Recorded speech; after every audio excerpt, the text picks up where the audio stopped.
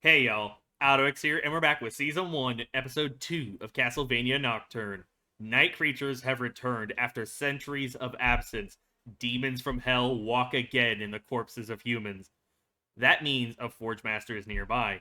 Have we met them? Do we know their appearance? Or is it a surprise character, a new introduction, or an old face, somehow still walking the earth, or perhaps possessing a new body?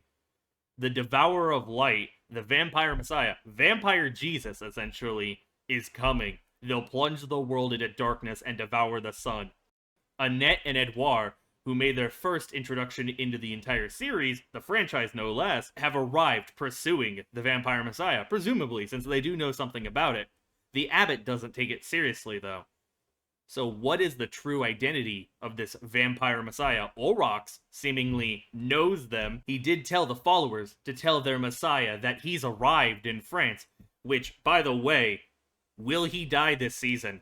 I doubt it. I feel like we'll pull a full Itachi. We'll let Richter build that PTSD and that hatred until we get a climactic final season fight between Olrox and Richter, so he can achieve his vengeance, his retribution, and give himself true peace of mind, knowing he avenged his mother after an incredible fight scene. The animation went off.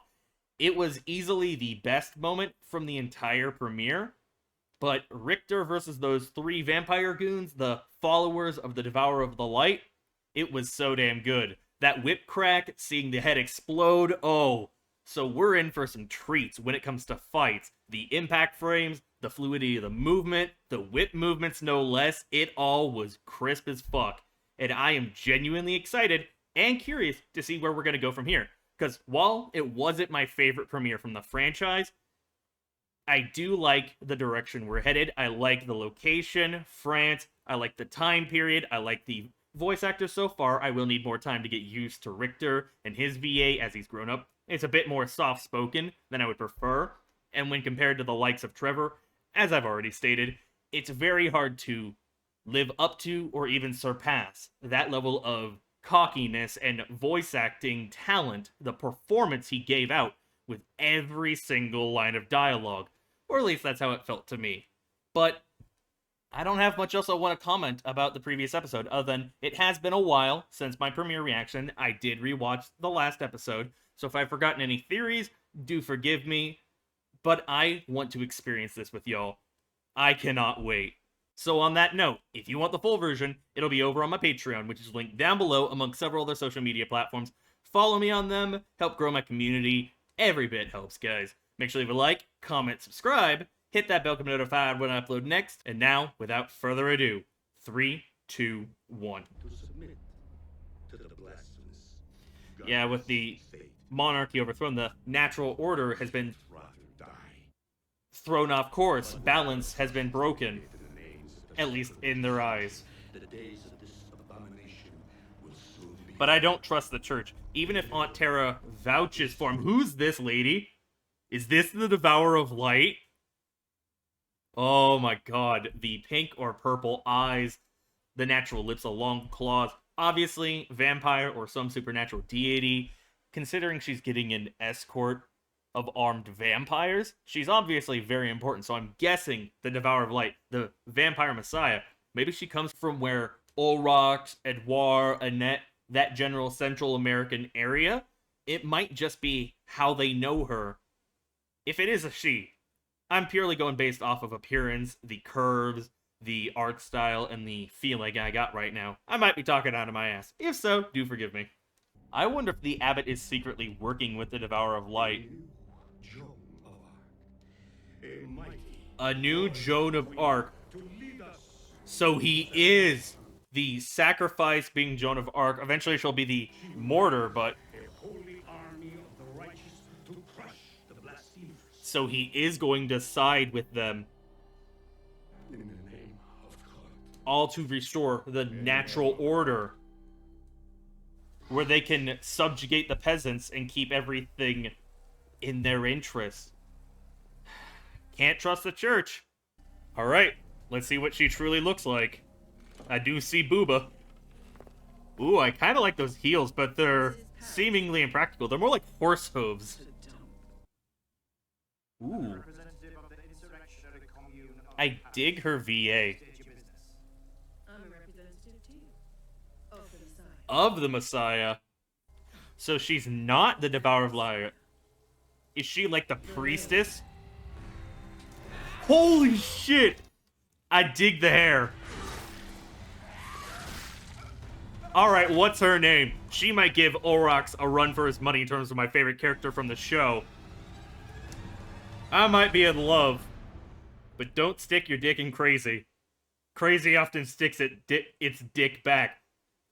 Or the dildo of consequences rarely arrives unlubed. I believe is how one of those quotes go.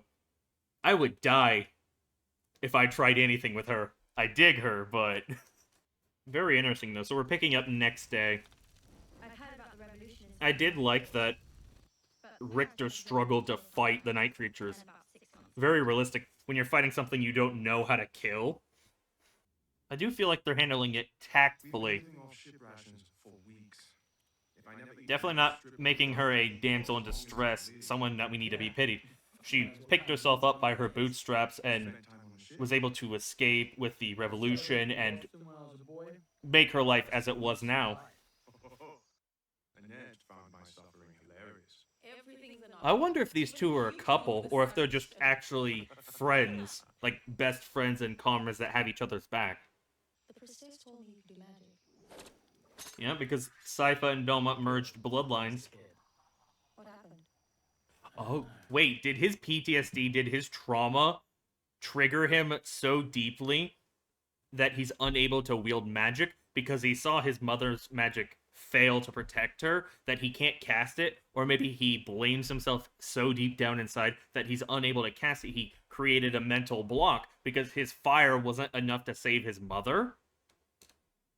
So we're going to have a plot point at least sometime in this season or next season or whenever that he's going to be able to use magic and might have to like relearn it from the basic steps, but could probably wield some powerful spells. I did like seeing Julia wield magic and whip. It was animated really well, and it makes so much sense.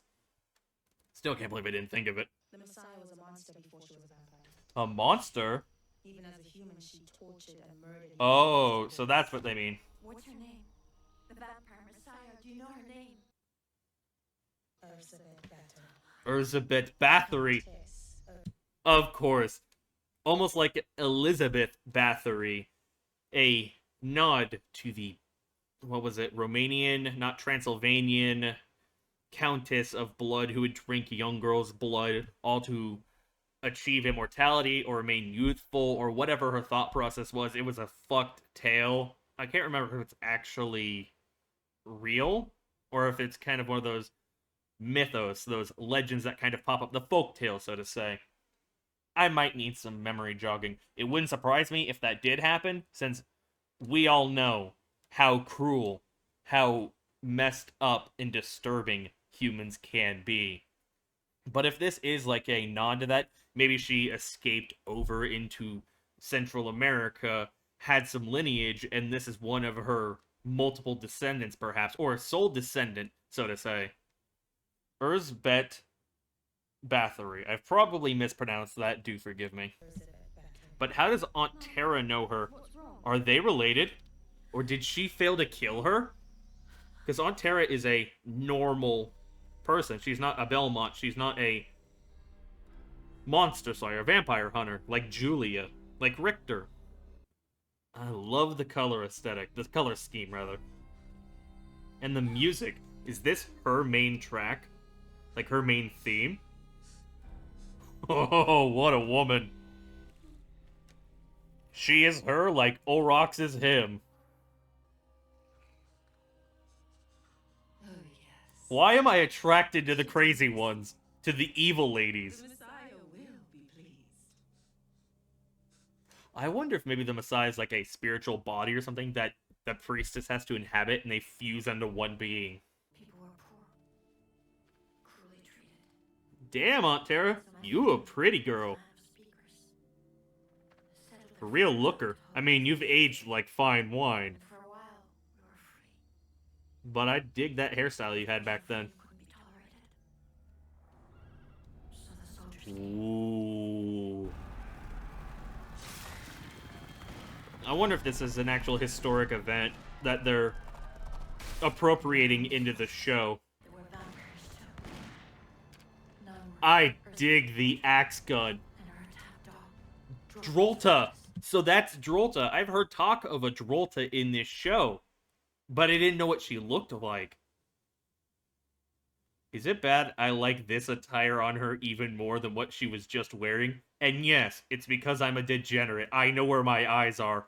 And I believe I might know where your eyes are. If you ain't looking, you're a liar. No shame. No shame. Alright, maybe a little shame. But I don't regret it. Drolta Suzentis? I'm just gonna call her Drolta. I cannot pronounce that last name. So Drolta and Erzabet. Huh. I didn't know you had a sister. Had a sister. I tried to say. Unless she's maybe still alive. But I doubt it. And this castle is really cool. It reminds me of Camilla's. Or Carmilla. Whichever, if there was an R in her name. Oh, that darkness is seeping in. Doesn't simply kill victims. Elizabeth Bathory, Erzabet Bathory? Are they appropriating that legend, that folk tale, if it is one? She tortures them for as long as she could keep them alive. Oh my god, the look of just Joyce's deadness in their eyes, and the range of ages. Holy fucked up.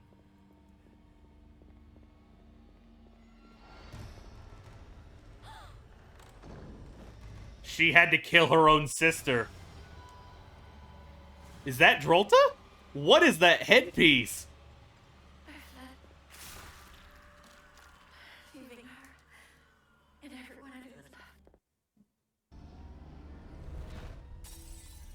West, further west, to places I didn't even know existed. I love the way that was animated, the way that was presented. The shadow, the darkness chasing after her, but she slips from its grasp, presumably thinking she's safe. But that same darkness, that same shadow, the specter that haunts her to this day, now arrived in France. The past never stays dead. The past never stays forgotten. There will come a time, I'm sure, in this season, Aunt Tara will have to confront Drolta, confront her fears, confront her hatred, either die or exact vengeance, but Drolta feels way too important for her to die just yet. I might be spitballing my theories and my personal opinion, my vibe I feel from this. It almost feels like we're raising a death flag for Aunt Tara. And I don't like that, because I already like Aunt Tara. I mean, it's not like she's spectacular in terms of character development or personality, but I do like how she makes a home for Richter. So if we have that torn away, what will happen to Richter? What will happen to his mental state? How far will we drop him? Because Belmonts suffer. Suffering builds character over and over and over and over until eventually they die, or maybe we see a ray of light in the situation. Very interesting. But I got a bad feeling. Oh. It's also just genuinely heartbreaking to see her have that sliver of hope of rescuing her sister, and then the truth comes out that she's been converted into a vampire. So she has to make the quick, on-the-fly choice amidst her grief, amidst her confusion, to kill her, and then to continue to run from her past, to run from her sister, to run from Drolta.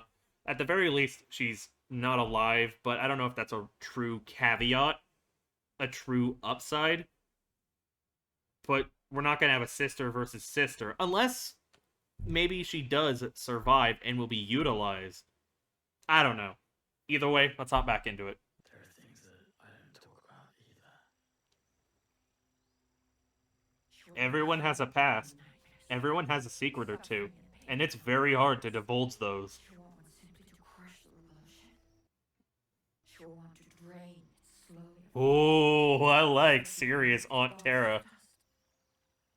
But we will defeat her. I don't know if that's possible, I'll be honest. We're going to fucking kill her. Oh, Richter's on the warpath. You fucked with his home. his solidarity, his balance, his natural order these days. So of course he'd be on the warpath. I dig that. I like the Do you feel indescribable anger he laced in those words. They come when I call. They do what I command. With someone as sweet as Maria, it wouldn't be surprising I don't really command. if she does get attached to these creatures. Yes. She feels for people. She wants to pursue justice. So it's always sad to say goodbye.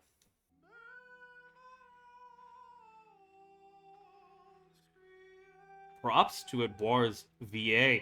I wonder if they got a professional singer for it, an opera singer. It's more than I can accomplish, I'll tell you that. But that's not a very fair comparison. We'll stay out of sight. Just get a sense of numbers. Recklessness, impatience, all of it will be your downfall. Dropping your guard, not taking proper precautions. Stay hidden. We'll be careful. We'll be safe. I love the lighting. But this really hammers home we might have a death flag with Aunt Terra. Alright, so we have a storm rolling in. This bodes well. Really sets the mood, sets the tone. Gives it a nice, ominous feeling, huh? Is she gonna build them a bridge? 'Cause that's really cool. Oh, and we're gonna have some classical music accompanying this? Are we gonna have a really cool fight scene? The, like, Beethoven Sympathy? That would be hilarious. And, admittedly, very cool. It's been done before in anime, if I'm not mistaken. it's the vampire who enslaved her and murdered her mother, the Comte de Vaublanc? Comte de Vaublanc. Found God. Is he working with the abbot? Shit is gonna go off the rails! He sees her. They all see her. Everyone knows now. Oh, shit. Yeah, this is bad. Very bad. An army of vampires, some night creatures, versus a Belmont. Maria with her other world. A witch. An opera singer. Oh, this is gonna be bloody. I mean, it already is. But the rain backdrop, the stormy nature of it, and the way we actually see the water affecting their hair, too, is very nice. A nice touch to detail. And I like the camera work. So much for only taking a look. This is giving me anxiety. A turtle? A tiger? They're gonna get separated. Is she gonna get taken hostage? I do like the rapier and turtle shell shield she's going with. That's very cool. It doesn't seem like she has a cap on how many creatures she can control at once. I don't like this. We're gonna either lose Edouard or Maria's gonna go into the river.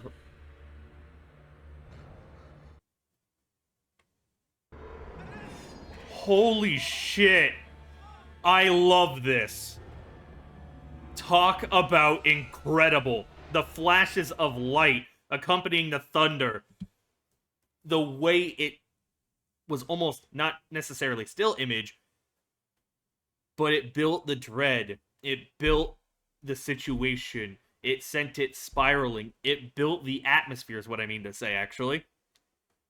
It made your heart drop as you just see them all approach him with every flash of light and how the situation just progressively worsens until the realization he ain't making it. The last one out is usually the one most likely to die if all the enemies are pursuing them, if there's no ambush lying in wait to take out anyone in the middle or anyone at the very front.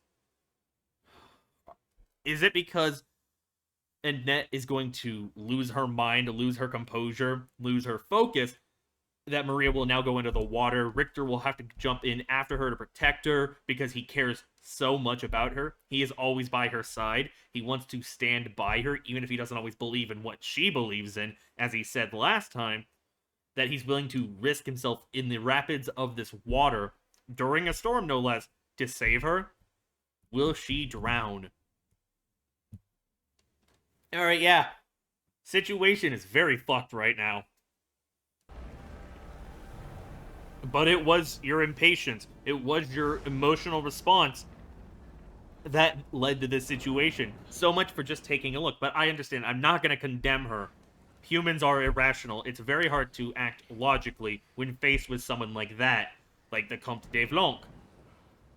I'm sure Richter can't maintain his composure in front of AlduicS. He'll either freeze up or go into a rage.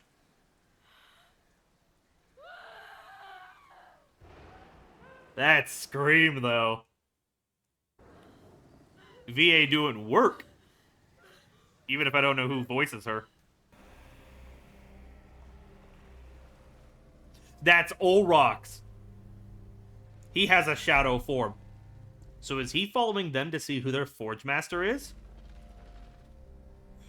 No. The Forge Master is in the church.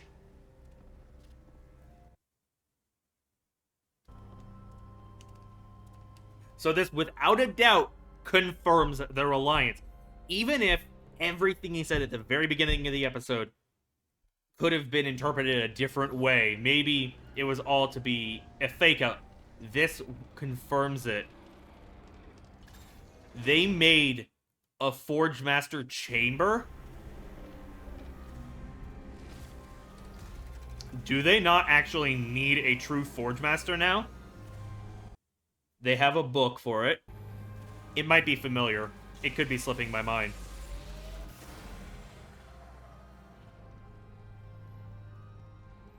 What night creature did he turn into?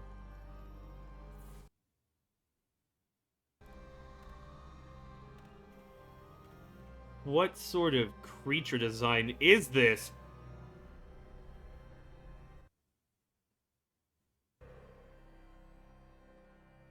What are you thinking, AlduicS? Oh, well. Glory be to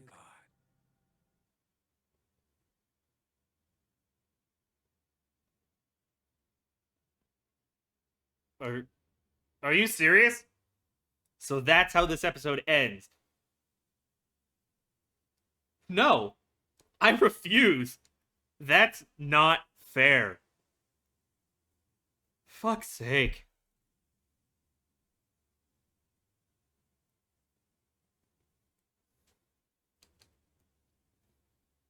I mean, seriously. Fuck the church. Never trust churches in a lot of these visual medias, these entertainment platforms, I guess. Entertainment mediums is what I mean to say.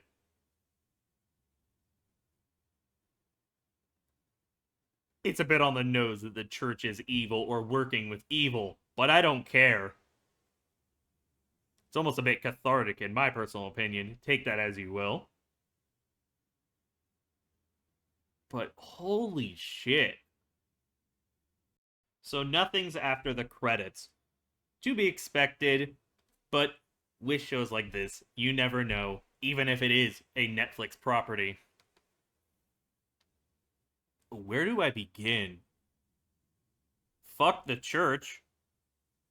Again, it's on the nose. It's already been done in this series that you can't trust the church, that the church is either evil or working with evil.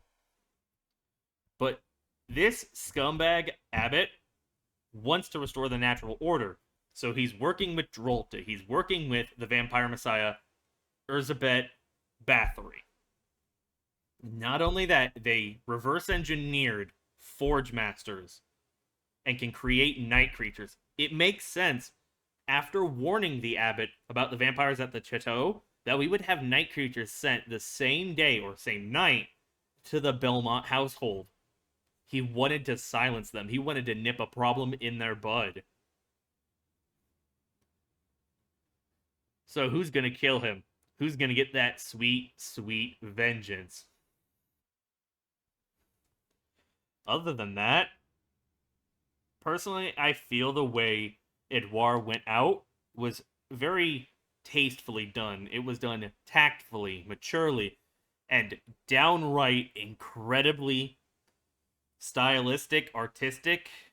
The aesthetic and the atmosphere of it was crazy good. It gave me chills. It's one of my favorite sequences from these past two episodes and the franchise.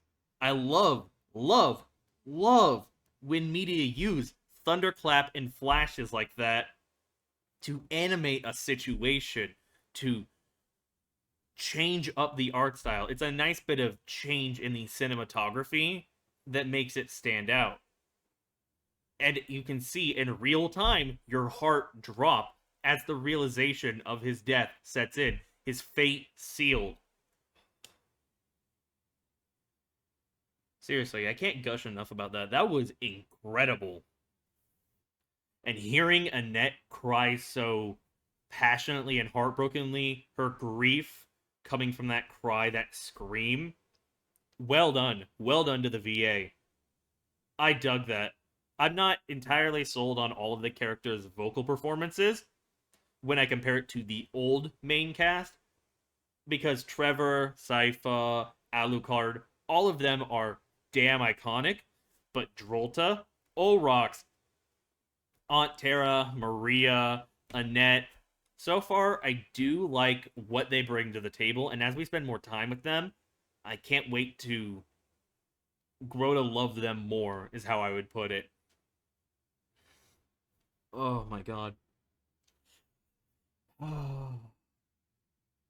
What is it? Pride comes before the fall. The confidence in their abilities and the illogical nature of human behavior brought about this set of circumstances. If she had been able to control her emotions in the face of someone who had caused her, her family, and everyone so much suffering, Edouard might not have died. But that's a hypothetical, a what if. I doubt Richter could act composed when in front of Olrox, and that meeting is coming, and I am excited for it. It's very, very, very hard to compose yourself.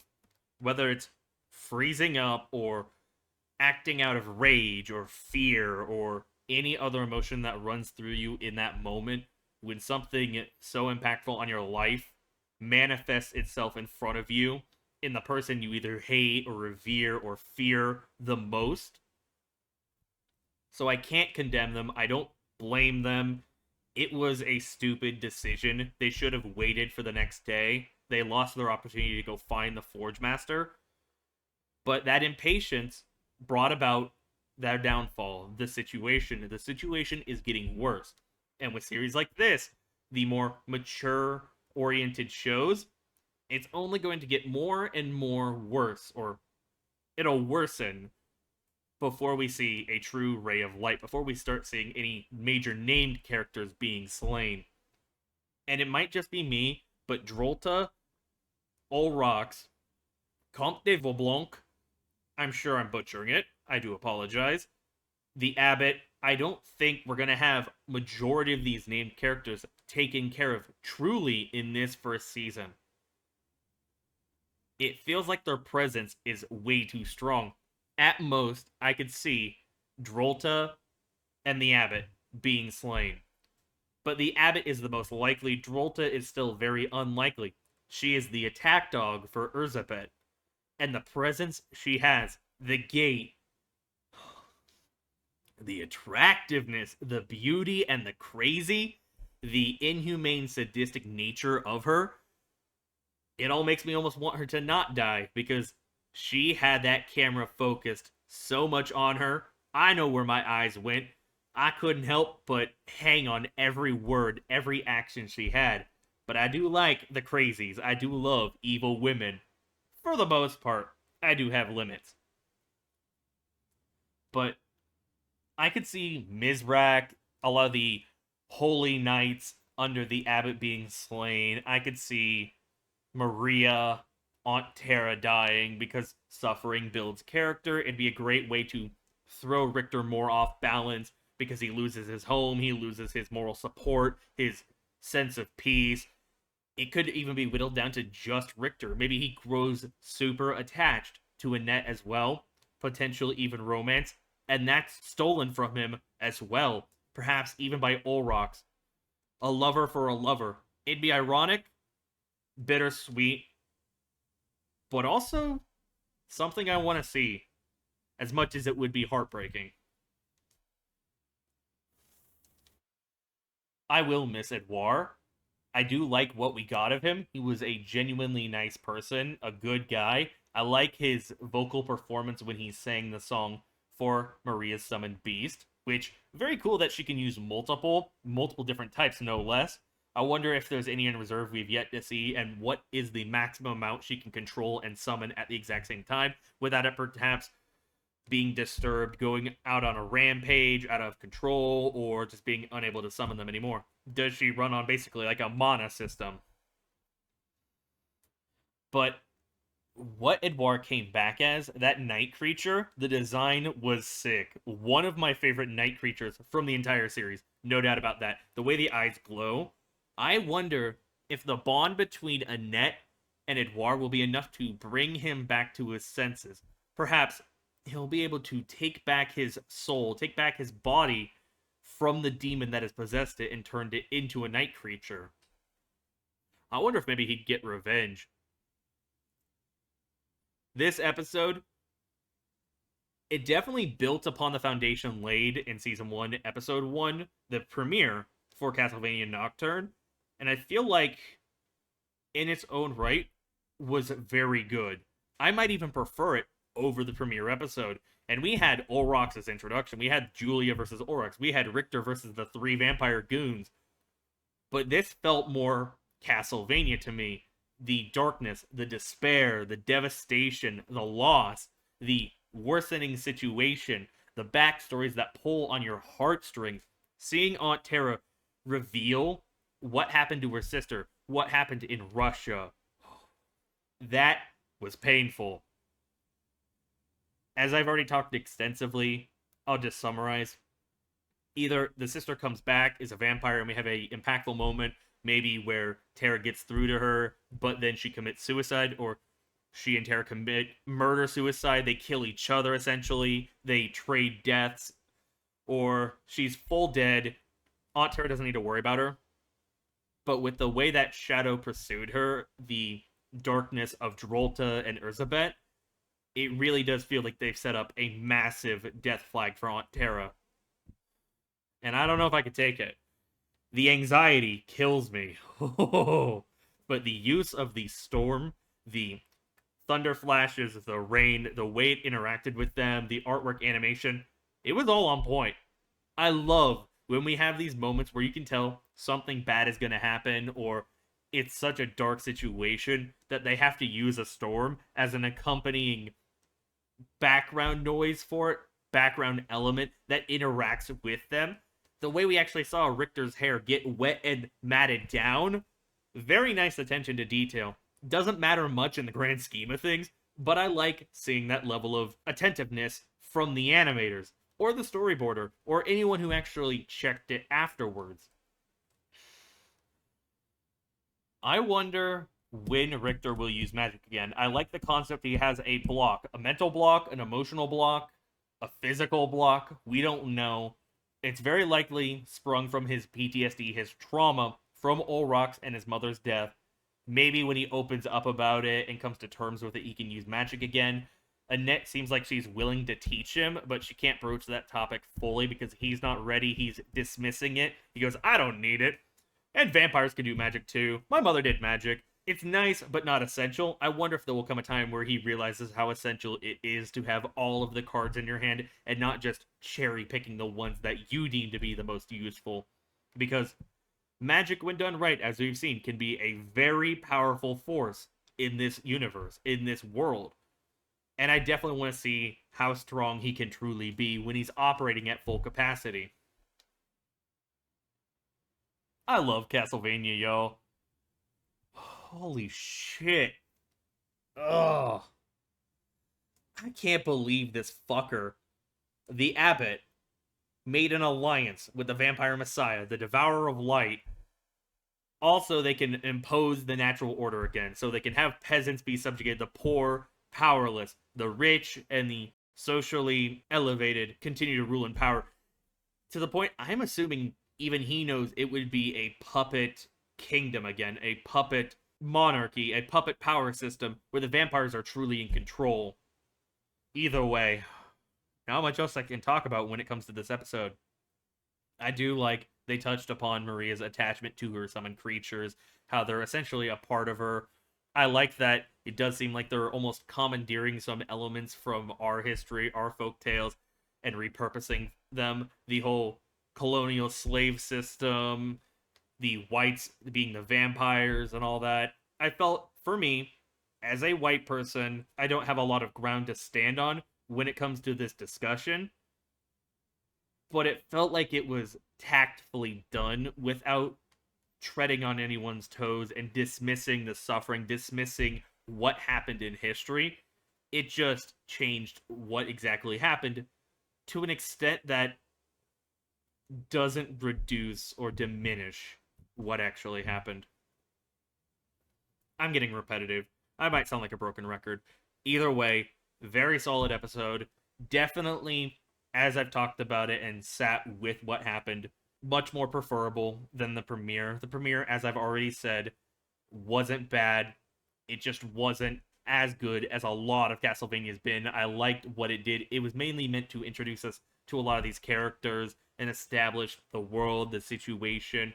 It was a means to an end.